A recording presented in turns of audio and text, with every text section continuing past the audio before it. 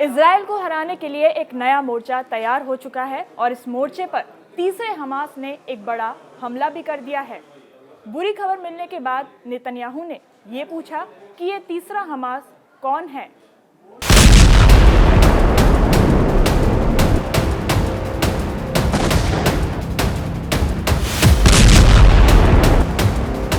Hamas और Israel का युद्ध बहुत से मोर्चों पर चल रहा है, लेकिन जिस फ्रंट पर सबसे ज्यादा आग लगी है उस मोर्चे पर 3 लोग बहुत बड़े न्यूज मेकर बन चुके हैं। इन्हें लेकर जो खबरें गर्म हैं, उसने नेतन्याहू को बहुत ज्यादा परेशान कर दिया है। पहला है हमास चीफ याह्या सिनवार, जिसने जॉर्डन में हमास पार्ट 3 की शुरुआत कर दी है और यही इजराइल की सबसे बड़ी टेंशन है। दूसरे हैं इजराइल के पूर्व प्रधानमंत्री एहूद बराक, जिन्होंने दावा किया है कि गाजा और लेबनान मोर्चे पर इजराइल की 100% गारंटी है। तीसरे हैं अमेरिका के पूर्व राष्ट्रपति डोनाल्ड ट्रंप, जिनका दावा है कि अगर कमला हैरिस अमेरिका की अगली राष्ट्रपति बनी तो इजराइल 2 साल के अंदर पूरी तरह मिट जाएगा। सबसे पहले बात जॉर्डन की, जहां वेस्ट बैंक और एलएनबी ब्रिज क्रॉसिंग पर एक ट्रक ड्राइवर ने इजराइल के 3 सुरक्षा कर्मियों को गोलियों से भून डाला। ये ट्रक ड्राइवर जॉर्डन की तरफ से आया, अपनी गाड़ी से उतरा और बॉर्डर गार्ड्स पर गोलियां चलाने लगा। इस हमले में 3 सुरक्षा कर्मियों की मौत हुई है, जबकि हमलावर भी जवाबी कार्रवाई में मारा गया। हमलावर जॉर्डन का माहिर अल जाजी एक ट्रक ड्राइवर था। उसे हमास ने अपना हीरो बताया है। इसीलिए कहा जा रहा है कि क्या जॉर्डन में हमास पार्ट 3 लॉन्च हो चुका है। ये इजराइल के लिए बहुत बड़ा खतरा है, क्योंकि अब नेतन्याहू के ऊपर 3 हमास मंडराने लगे हैं। गाजा में हमास पार्ट 1, वेस्ट बैंक में हमास पार्ट 2 और अब जॉर्डन में हमास पार्ट 3। इजराइल का तीसरा बड़ा दुश्मन बन चुका है। इन तीनों हमास से नेतन्याहू कैसे छुटकारा पाएंगे? इजरायली सुरक्षा कर्मियों पर हमले के बाद जॉर्डन की राजधानी अम्मान में लोग सड़कों पर उतर आए। इजराइल के खिलाफ नारेबाजी शुरू हो गई। सैकड़ों लोगों की भीड़ माहिर अल जाजी को अपना नायक बता रही है। फिलिस्तीन के लोग जॉर्डन में बड़ा प्रदर्शन कर रहे हैं। फिलिस्तीन को लेकर जॉर्डन में बड़ा समर्थन है और गाजा में बमबारी के खिलाफ यहां लगातार प्रदर्शन भी होते रहे हैं, लेकिन इस प्रदर्शन ने जॉर्डन की सरकार को भी हिलाकर रख दिया है। الأردنيون جاهزون لمعركة التحرير ولن يتخلفوا أن يكونوا جزءا من مشروع التحرير. الأردنيين ينظرون أنهم جزء من هذا المشروع، من هذا التحرير، وذلك نقول لنتنياهو لقد زال كيانكم، نقول لنتنياهو أن كيانكم زائل وأنه لا حل لكم إلا بالعودة إلى البلدان التي جئتم منها، لا مكان لكم في فلسطين। क्या जॉर्डन में अब इजराइल के खिलाफ नई चिंगारी शोलों में तब्दील होगी? क्या जॉर्डन की पब्लिक अपनी सरकार को इजराइल पर दबाव डालने के लिए मजबूर करेगी? क्या ये प्रदर्शन साबित करता है कि अब हमास का ऑपरेशन अब जॉर्डन से भी शुरू हो जाएगा? هذه العملية تؤكد أن هذه المعركة ليست معركة الفلسطينيين وحدهم، هذه معركة الأمة ومعركة الأردنيين، والتهديد لغزة وللضفة هو تهديد للأردن. وكما قال وزير الخارجية إنها إعلان حرب، فإن كانت إعلان حرب فماذا نحن فاعلون؟ أين التجنيد الإجباري؟ वेस्ट बैंक और जॉर्डन के बॉर्डर पर हुए हमले के बाद अम्मान और बाकी इलाकों में इजराइल के झंडे जलाए जा रहे हैं, लोग मिठाइयां बांट रहे हैं।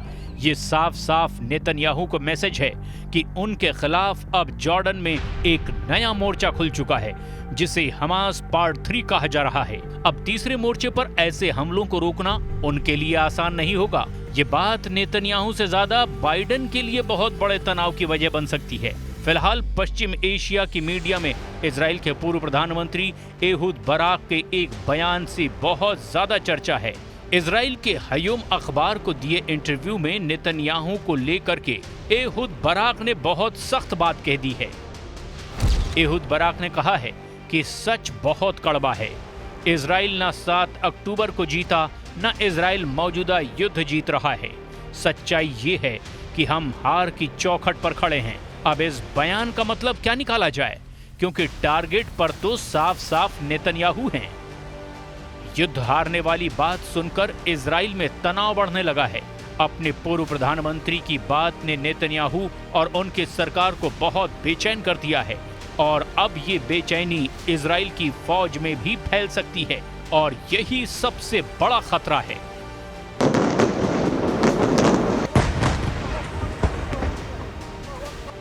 इसीलिए रक्षा मंत्री योव गैलेंट को गाजा के मोर्चे पर जाकर बताना पड़ा कि ऑल इज वेल, इजराइल युद्ध हारने नहीं जा रहा।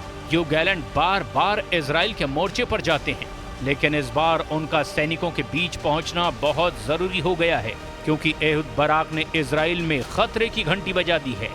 אנחנו בעזה צריכים להשיג את שתי המטרות שלנו, גם לחסל את החמאס וגם להחזיר את החטופים, ואנחנו על העניין הזה בכל הכוח.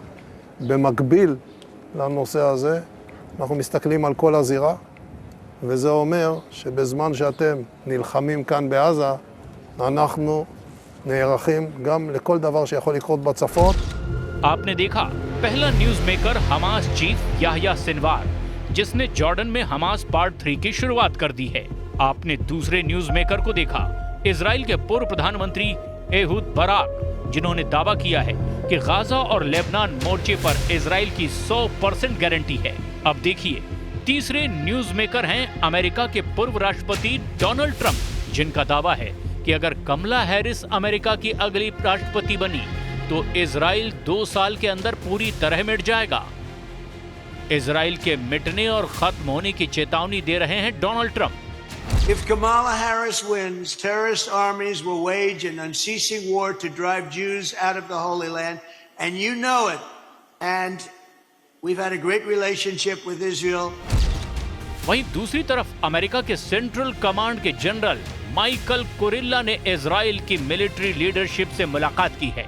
इस दौरान जनरल कुरिल्ला को बताया गया कि गाजा से लेकर वेस्ट बैंक में ऐसे ऑपरेशन चलाए जा रहे हैं और साथ ही साथ ईरान के खतरे को लेकर भी बहुत सी बातें की गई है, क्योंकि ईरान ने अब तक हमास चीफ इस्माइल हानिया के मर्डर का बदला नहीं लिया है।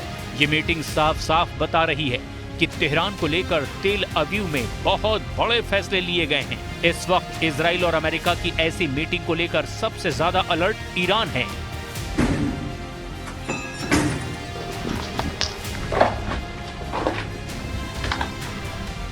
ईरान के सुप्रीम लीडर अली खामनेई ने भी अपने कमांडरों को एक चेतावनी भरी सलाह दी है। खामनेई ने कहा है कि दुश्मनों पर कभी यकीन नहीं करना, चाहे समझौते को लेकर कितनी भी बातें क्यों ना की जाए। امید نبندیم برای برنامه‌هامون منتظر موافقت دشمنان، کسانی که با ما این منافات نداره با اینکه با همون دشمن آدم در یه جایی تعامل هم بکنه، مانعی نداره، اما امید به اون نبندید، اعتماد به دشمن نداشته باشید। इसलिए पश्चिम एशिया के आसपास का इलाका इस वक्त उबल रहा है। क्या फारस की खाड़ी में कुछ बहुत बुरा होने वाला है? उबलते समंदर में कोई है जो तेजाब डालकर यहाँ युद्ध करना चाहता है? 4 देशों के नाम लिए जा रहे हैं। ये है ईरान, इजराइल, अमेरिका और रूस। ईरान के समंदर में बहुत बड़ी साजिश सितंबर के महीने में ही एक बड़ा युद्ध करवा सकती है। क्या सितंबर के महीने में ईरान और इजराइल के बीच बड़ा युद्ध होने वाला है और इसमें अमेरिका और रूस दोनों शामिल होने जा रहे हैं?